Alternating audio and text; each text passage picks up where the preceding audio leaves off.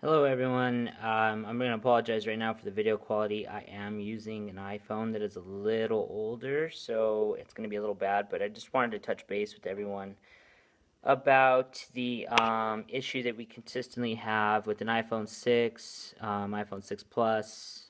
I know iPhone 6s and 6s Plus have had these issues with the notorious black screen, especially after an LCD replacement.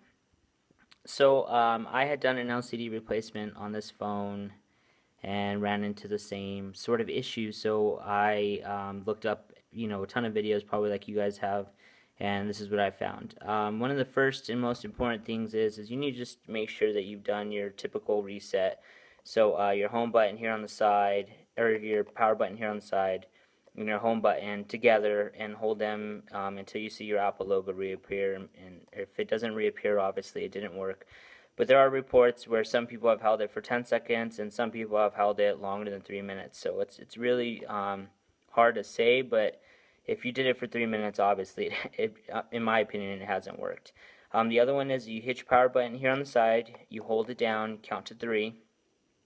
Then you're going to hold down your power button, which is, obviously up here, and you're going to count to three after holding down your power button for 3 seconds. Continue holding it, and then count to three while holding your home button. And this is supposed to allow you to do a different type of reset, but it's pretty much along the same lines. It just kind of resets the motherboard. Now, a couple other things that we want to do is always make sure that you have your power cable accessible here. This is very, very important because this can help you with a lot of troubleshooting issues and being able to turn the phone off if you don't know the phone's actually on because you have a black LCD. The other thing is obviously you're going to have this ribbon off here. And when you have this cover off here, when you have this cover off, we have 1, 2, 3, and there are 4 ribbons in here. So now we need to make sure the top two are both securely plugged in and are working, and have been working. So make sure there's no dust, anything in there. The other thing that you need to make sure too is that there's no there's no dust, there's no grime, no nothing in there. So if you need to, a lot of people get just discarded toothbrush or some sort of brush that's made for electronics and just bristle them out so that it cleans it out. Now this is what I did for mine. So I replaced the screen. I had a notorious black screen, and it was not responsive. The phone would connect to iTunes, the phone would be recognized by iTunes, but it would definitely not make any sort of movement. I couldn't use the phone. So I did everything. I did a software update, I did a restore, which I knew the restore wouldn't really work, but it was worth the shot. The phone was backed up, so it was okay. And none of those worked.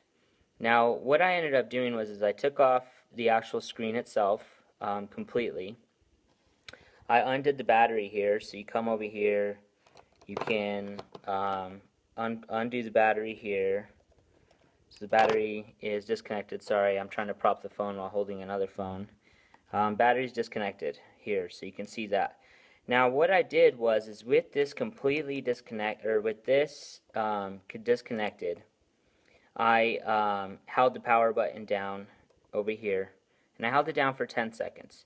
Now what this is supposed to do is it's supposed to allow all the static charge that could be built up in here, because a lot of us don't have a static free environment when we're replacing the screen, which is potentially harmful and can make the phone put itself basically almost in a protection mode.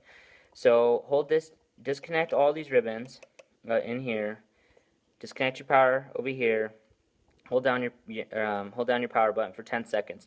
What this is supposed to do is pretty much disperse all the static electricity. It's supposed to just allow it to escape. Now whether this is confirmed or not 100%, I don't know, but I did it. After that, what I did was I left the power disconnected here, so this was still loose. I connected the old screen back up, the broken, damaged screen back up. Hopefully yours is capable of still turning on, maybe not able to touch it, but at least you can see that the backlight is coming on, etc. And I connected the top two ribbons. And these top two ribbons right here are just going to do the backlight and the digitizer. So they're not going to do pretty much anything else.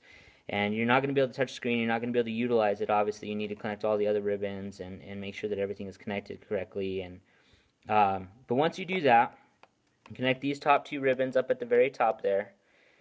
You need to go and get a power cable. Now, I would use a wall source. I wouldn't use your computer. I would definitely use the wall plug and plug in your power cable into the bottom there. So we have my power cable here. I'm actually charged to a power pack right now, and I'm just utilizing the power pack. So you plug it into the bottom here. Remember, your power is still disconnected. Do not plug your battery in right now. Then what I want you to do is I want you to put your screen down. So you're going to put your screen down like that. And once you do that, I want you to go ahead and plug in your charging cable on the bottom there. So make sure that you get a nice little bottom plug connection. Make sure it's, obviously in the wall. You want it in the wall. Do not do it any other way. Then I want you to hit your power button and just hold down your power button over here just like you normally would to power your phone on. That is the method that ended up working for me. So what it does is your battery is no longer your power source in here. So we're not using your battery to turn the phone on. And what that does is that it just makes us use power from the wall as a source of power. Not quite sure how that fixes it, but what happened is this was disconnected, power cable was in, it was in the phone, turned the power on, boom, my LCD screen went on. This was with the old screen. And the old screen powered on. I was able to connect all the ribbons and get functionality from the old screen, even though the old screen is completely shattered here. It was able to function. So then what I went ahead and did is I unplugged the power cable right away.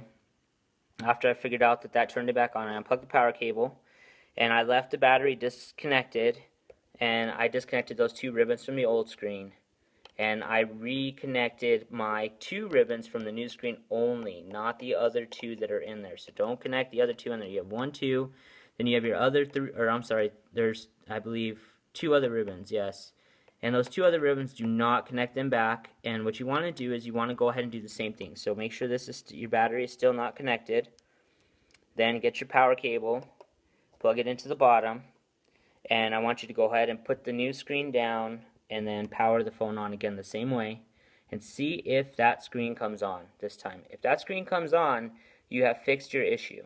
If the new screen does not come on but the old screen does come on again, let's say you put the new screen back on and then the old screen doesn't work, you basically your old screen works but your new screen doesn't work again. So you tried your new screen just now, didn't work, you put your old screen back on, you do the same method we just did, and the old screen comes back on.